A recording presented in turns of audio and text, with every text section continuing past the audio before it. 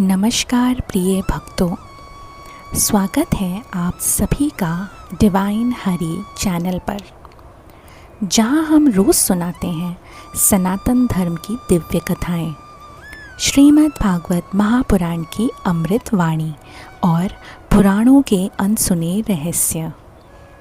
अगर आपने स्कंद 4 के पिछले अध्याय 18 की कथा नहीं देखी है, जिसमें राजा पृथु और पृथ्वी माता का अद्भुत संवाद था, तो उसका लिंक आपको इस वीडियो के डिस्क्रिप्शन में मिल जाएगा।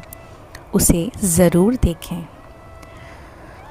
आज हम जानेंगे राजा पृथु के 100 अश्वमेध यज्ञ की रहस्यमयी और रोमांचक कथा। कृपया वीडियो को लाइक करें, अपने मित्रों और परिवारों के साथ शेयर करें और चैनल को सब्सक्राइब करके बेल आइकन ज़रूर दबाएं ताकि अगली कथाएं आपसे छूटे नहीं। तो चलिए आज की कथा को हम आरंभ करते हैं। राजा पृथु, जो स्वयं भगवान श्री हरि के अंश से अवतरित हुए थे, उन्होंने ब्रह्मवर्त क्षेत्र में, जहाँ सरस्वती नदी पूर्व की ओर बहती हैं, वहाँ 100 अश्वमेध यज्ञों की दीक्षा ली। ये यज्ञ कोई साधारण कार्य नहीं था। ये एक दिव्य आयोजन था, जहाँ देवता स्वयं उपस्थित होते हैं। लेकिन जब देवराज इंद्र ने देखा कि राजा पृथु ने उनके बराबर या उनसे भी अधिक पुण्य अर्जित कर लेंगे, तो उन्हें ईर्ष्या हुई। इंद्र को ये सहन नहीं हुआ और उन्होंने यज्ञ में विघ्न डालने की योजना बनाई। राजा पृथु के यज्ञ में स्वयं भगवान हरि यज्ञेश्वर रूप में प्रकट हुए।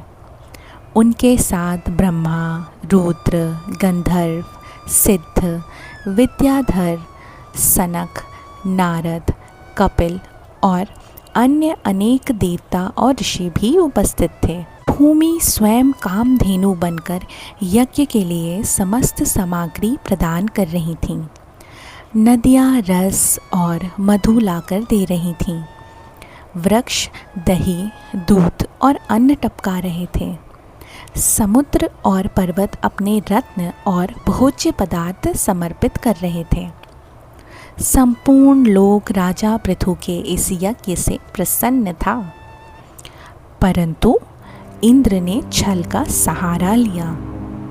वे पाखंडी वेश धारण करके गुप्त रूप से यज्ञ का घोड़ा चुरा ले गए। उन्होंने सिर पर जटाएं और शरीर पर भस्म लगाकर स्वयं को धर्मात्मा जैसा दर्शाया, परंतु उनके इरादे अधर्म के थे।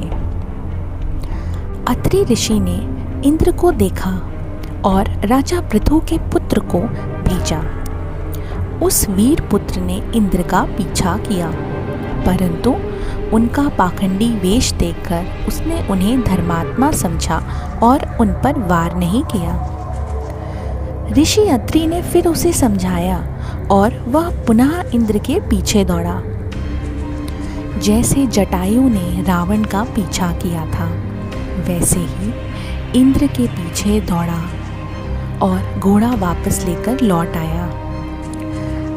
पृथु के पुत्र की इस अद्भुत पराक्रम से महर्षियों ने खुश होकर उसका नाम विजिताश्व रख दिया।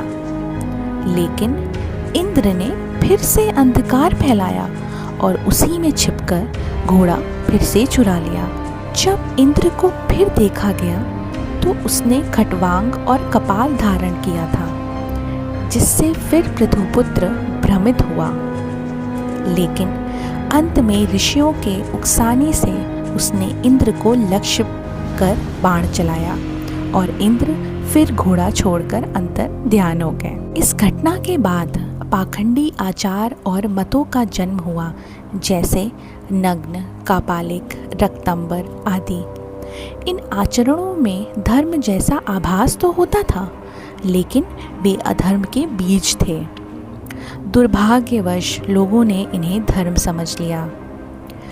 राजा पृथु को जब ये ज्ञात हुआ कि इंद्र इस प्रकार पाखंड फैला रहे हैं और धर्म का मजाक हो रहा है तो उन्हें बहुत क्रोध आया। वे इंद्र का वध करने चल पड़े, परंतु उनके याचकों ने उन्हें रोका और कहा कि ये यज्ञ पूर्ण होने को है, इंद्र अब निर्बल हो चुका है। उन्हें रोकने के लिए ब्रह्मा जी स्वयं पधारे और समझाया कि इंद्र भी यज्ञ का एक अंग है, उसे मारने से अधर्म और बढ़ेगा। ये विवाद यहीं समाप्त कर दीजिए।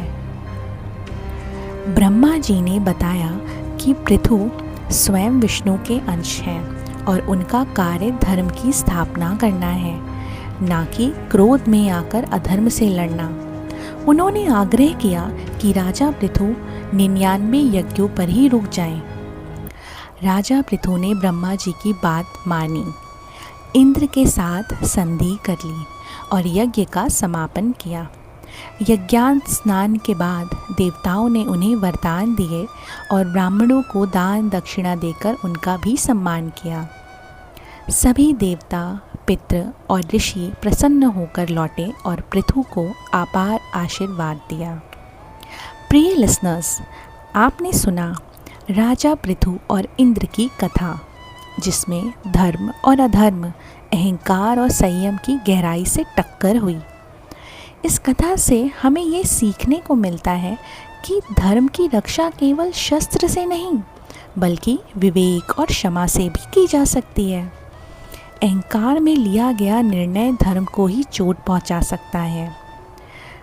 अगर आपको ये कथा पसंद आई हो तो कृपया वीडियो को लाइक करें, अपने दोस्तों और परिवारजनों के साथ शेयर करें, कमेंट करके बताएं कि आपने इससे क्या सीखा। अगर आप नए आए हैं तो हमारे चैनल को ज़रूर सब्सक्राइब करें, ताकि ऐसी ही भक्तिमय कथाएं आप तक रोज़ पहुंचती रहें। धन्यवाद। जय श्री हरि।